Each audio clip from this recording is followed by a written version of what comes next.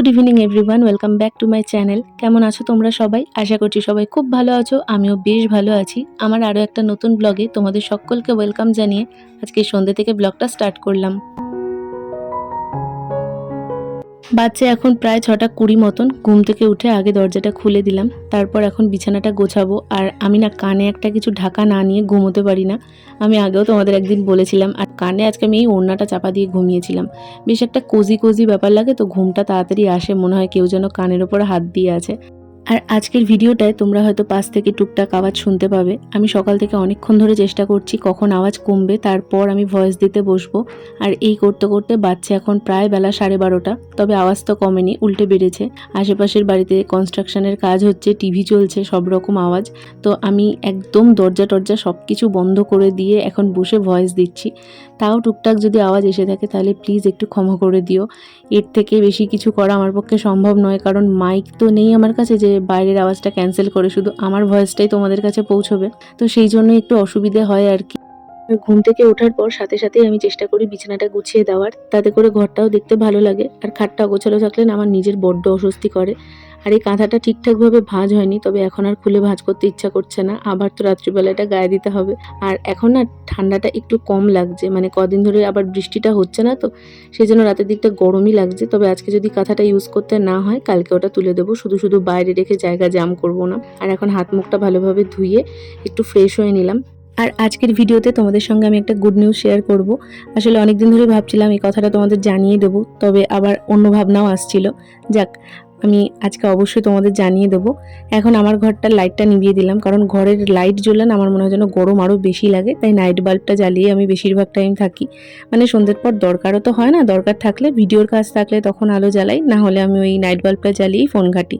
আর বাইরে এসে দেখছিলাম একটু মেঘমেঘ করেছে নাকি মা বলছিল, তাই জন্য দেখতে গেছিলাম। আর এখন বানাবো একটু ম্যাগি। ম্যাগি না, অ্যাকচুয়ালি ওই বিশাল থেকে এই নুডলসের প্যাকেটগুলো কিনেছিলাম, ফার্স্ট ক্রপ বলে এরকম একটা ব্র্যান্ডের, বেশ ভালো এটা। তো ওটাই আমি এখন বানাবো আমার মার দুজনের জন্য। তবে আজকে কিন্তু আলু পেঁয়াজ কিছু দেবো না, প্রচণ্ড খিদে পেয়েছে, তাই ওই ইনস্ট্যান্ট নুডলস বলে না, তো ইনস্ট্যান্টই বানাবো। 2 মিনিটের ম্যাগি, সত্যি আমি আজকে 2 মিনিটেই বানানোর চেষ্টা করব। তো প্রথমে জল গরম করে নিলাম, তারপর এর মধ্যে ম্যাগিগুলোকে ভেঙে দিয়ে দিয়েছি। ব্যাস, ফুটে গেলে মশলাটা দিয়ে একটু নাড়াচাড়া করে নেবো। আর লঙ্কা দিতে ভুলে গেছিলাম, লঙ্কা না দিলে না ভালো লাগে না, কারণ সস নেই তো। একটু স্পাইসি করে যেহেতু করবো, ওই জন্য 2টো বড় বড় লঙ্কা কেটে দিয়ে দিয়েছি। খেতে ইচ্ছা করছিল আসলে এই সময় না, ঠান্ডার মুখে আরও বেশ ভাল লাগে ঝাল ঝাল খেতে। আমার তো কদিন ধরে খুব ফুচকা খেতে যেতে ইচ্ছা করছে, কিন্তু বেরোনোই হচ্ছে না, তাই খাওয়াও হচ্ছে না। আর বাড়িতে মা ছিল না, সেই জন্য মারটা তুলে ঢাকা দিয়ে রাখলাম, আর নিজেরটা নিয়ে এখন আমার ঘরে চলে এসেছি। রান্নাঘরের লাইটটা নিভিয়ে দেবো। ঘরে যত লাইট কম জ্বলে আমার মনে হয় ততই আমার চোখে স্বস্তি লাগে। তো এসে এখন মাকে একটু ফোন করব, মার সাথে কথা বলতে বলতেই খাবো, কারণ এরপর আবার যেহেতু আমার এডিটিংয়ের কাজ থাকবে, তো সেই জন্য তখন আর টাইম পাবো না। সেই জন্য মার সাথে কথা বলতে বলতে আমি এখানে ম্যাগিটা খাচ্ছিলাম, আর তা করতে মাও চলে এসেছে।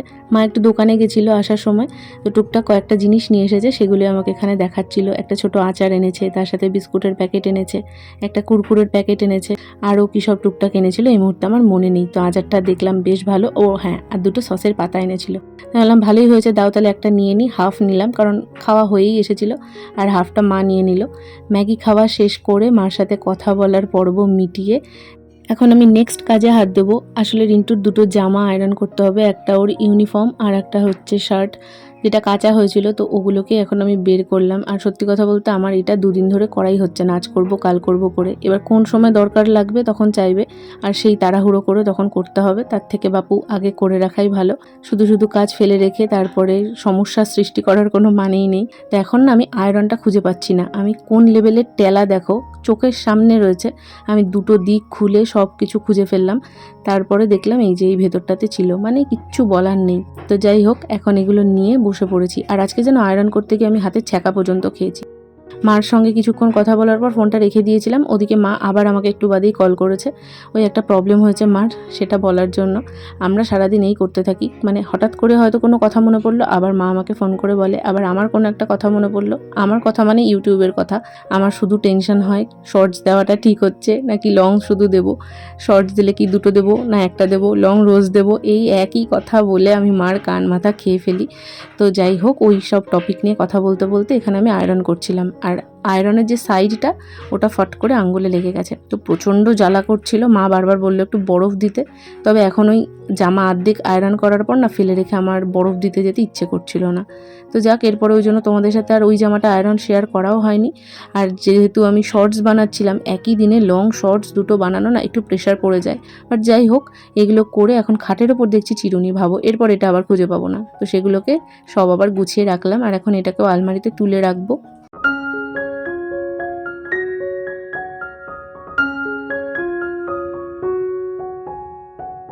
আমি তোমাদের সামনে ব্লগে যতবার আলমারি খুলেছি দেখেছো আশা করি, মোটামুটি আমার আলমারি কিন্তু বেশ সুন্দরভাবে অর্গানাইজ থাকে।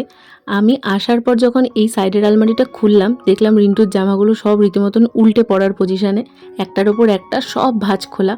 আমার দেখে না রীতিমতন রাগ হচ্ছিল, কান্না পাচ্ছিল। আর তার মধ্যে তো আমার জন্য একদম ভরে ভরে কন্টেন্ট রেখে দিয়েছে। জামাই ষষ্ঠীর সময় রিন্টু যখন গেছিল, তারপর 15 তারিখ ও বাড়ি ফিরে আসে। 12 তারিখ ছিল জামাই ষষ্ঠী। সেই 15 তারিখ থেকে ও জামা কাপড় ব্যাগেই রেখে দিয়েছে। কাচাকাচি করা হয়েছে, করে দিয়েছে মা, সেগুলোকে ও আলমারিতেও তোলেনি, ও আবার সেগুলোকে ব্যাগে ভরেই রেখে দিয়েছে। ওই ব্যাগ আমি আসার পর খালি করে সব আবার আলমারিতে তুলেছি। তার মধ্যে সবেতে গন্ধ হয়ে গেছে ওরকমভাবে রাখার জন্য। সেগুলোকে ভালো করে আবার ধুয়ে তারপরে আলমারিতে তোলা হয়েছে। মানে কি বলবো, কোন লেভেলের যে কুঁড়ে সেটা বলার না। তো যাই হোক, আলমারিটা ফাইনালি আমি আমার সাইডটাও গুছিয়েছি, তবে সোয়েটারের জায়গাটা এখনও গোছানো বাদ আছে। সেটা আজকাল করে করে আমার করা হচ্ছে না। আর আমি ভেবেছি আমার আর ওর সোয়েটারগুলো একসঙ্গে আছে, তো ওটাকে আলাদা করে দেবো। তাহলে যদি ও নিজের জিনিস খুঁজে পায়, ও তাও পাবে না আমি জানি, বাট তাও আমি একটু আলাদা করেই গুছিয়ে রাখবো, তাতে জিনিসটা অন্তত আমারগুলো ফেলে অগোছালো বানাবে না। আর এদিকে এখন আয়রনটা করার পর ঘরটা ঝাঁট দিয়ে দিলাম। আয়রনটা এখন ঠান্ডাও হয়ে গেছে, তাই আবার প্যাকেটে ভরে জায়গার জিনিস সাথে সাথেই জায়গায় তুলে রাখো, তাহলে কাজ পড়েও থাকে না, ঘর নোংরাও হয় না। তো এই ছোটো ছোটো টিপসগুলো ফলো করলে না ঘরটা সত্যিই গোছানো থাকে গো।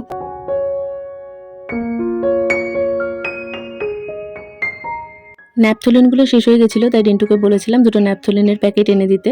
কালকেই ও ওটা এনে দিয়েছে, তাই জন্য এখন আলমারির মধ্যে ভালোভাবে ন্যাপথলিনগুলো দিয়ে দিলাম, তাতে না ওই ড্যাম্প স্মেলটা আসে না। এমনি বাইরে বর্ষার জন্য একটা কেমন সব কিছুতেই ড্যাম্প গন্ধ হয়ে যাচ্ছে। আর ন্যাপথলিনের গন্ধ, আলকাতরার গন্ধ আমার খুবই ভালো লাগে। মা আগে যখন স্টোভে কেরোসিন তেল ঢালতো, আমি তখন আঙুলে করে নিয়ে কেরোসিন তেল শুকতাম, আর মা বকাবকি করতো, বাট আমি সেই শুকবই। আমি বলতাম একবার দাও, একটুখানি শুকে তারপর হাত ধুয়ে আসবো। আমার ন্যাপথলিনের গন্ধ শুকতেও ভীষণ ভালো লাগে, পেলে মনে হয় শুকতে থাকি, তবে জানো তো মাথার যন্ত্রণা করে, ওই জন্য এটা আমি চেঞ্জ করেছি, বন্ধ করেছি বলতে পারো। আর এখন ওরকমটা করি না। আর এদিকে মা এখন করছে পেঁয়াজি। তবে দেখো, কথা বলতে বলতে ভিডিও শেষে চলে এলাম। গুড নিউজটা তো তোমাদের সাথে শেয়ার করাই হলো না। তোমাদের আমি অনেক দিন আগে একটা ভিডিওতে বলেছিলাম আমার 3000 ঘন্টা কমপ্লিট হয়ে গেছে, কিন্তু তারপর আমি নিজে চেক করে দেখেছিলাম ওটা শর্টসের জন্য 3000 ঘন্টা ওয়াচ টাইমটা ওখানে কমপ্লিট দেখাচ্ছে, বাট আদতে আমার 200 ঘন্টা মতন বাদছিল 3000 ঘন্টা হতে। তো ফাইনালি আমার 3000 ঘন্টা কমপ্লিট হয়েছে, এখন 3050 ঘন্টা মতন হয়েছে। তো তোমরা যারা আমাকে এতটা সাপোর্ট করছো তাদেরকে অসংখ্য ধন্যবাদ। জানি ধন্যবাদ কথাটা খুব ছোট হয়ে যায়, তবে কি বলবো, আমি তোমাদের এই ভালোবাসার বিনিময়ে আমার সত্যিই জানা নেই। এভাবেই পাশে থেকো যাতে আমি আরও দূরে এগাতে পারি। ডিসেম্বরের 11 তারিখ আমি চ্যানেলটা খুলেছিলাম, আর এখন 1 বছর প্রায় হতে আসলো, আর 3-4 মাস মতন বাদ আছে। ওই জন্যই আরও ডেলি ব্লগ দিচ্ছি, যাতে বাকি ওয়াচ টাইমটা আমি কমপ্লিট করতে পারি। আর এদিকে দেখো, পেঁয়াজি নিয়ে খেতে বসেছিলাম, কারেন্টটা চলে গেল। ভাগ্যিস এই এমার্জেন্সি বাল্বটা আছে, সেই জন্য তোমাদের সঙ্গে ভিডিওটা শেয়ার করতে পারি। এদিকে রিন্টু এখন এই রয়্যাল এনফিল্ড ওই লজেন্সের প্যাকেটটাকে ওপরে রেখে দিচ্ছে, বলছে এখানটা করে সাজিয়ে রাখবি, তাহলে দেখতে পাওয়া যাবে। আর একটা ওকে বিস্কুট আনতে বলেছিলাম, সন্ধ্যেবেলাতে প্রচণ্ড খেতে ইচ্ছা করছিল, এই জিমজাম বিস্কুট আমার ভীষণ ফেভারিট, তো ওটাই ও নিয়ে এসেছে। আর বাচ্চা এখন কটা জানো, প্রায় 11:30টার বেশি। দাঁড়াও দেখাই তোমাদের, দেখো 12টা বাজতে যায়, এই এতক্ষণেও এসেছে। এখন যেহেতু পুজো কাছে চলে এসেছে, সেই জন্য ওর একটু ছুটি হতে দেরি হচ্ছে। আর গয়েশপুরে আসার জন্য না অটো পাওয়াই যায় না অত রাত্রিবেলায়, সেই জন্য অনেকটাই লেট হয়ে যাচ্ছে। এরপরও হাত মুখ ধুয়ে ফ্রেশ হলো, তারপর আমরা বসে পড়লাম ডিনার করতে। ডিনারের মেনু কী ছিল তোমাদের চট করে একটুখানি দেখিয়ে দিলাম। অনেকটা রাত হয়ে গেছে আজকে খেতে খেতে। তারপরে এসেছিলাম বাইরে হাত ধুতে, এতগুলো কুকুর মিলে একজনের ওপর চিৎকার করছে, কি রাজত্ব ওদের ভাবো।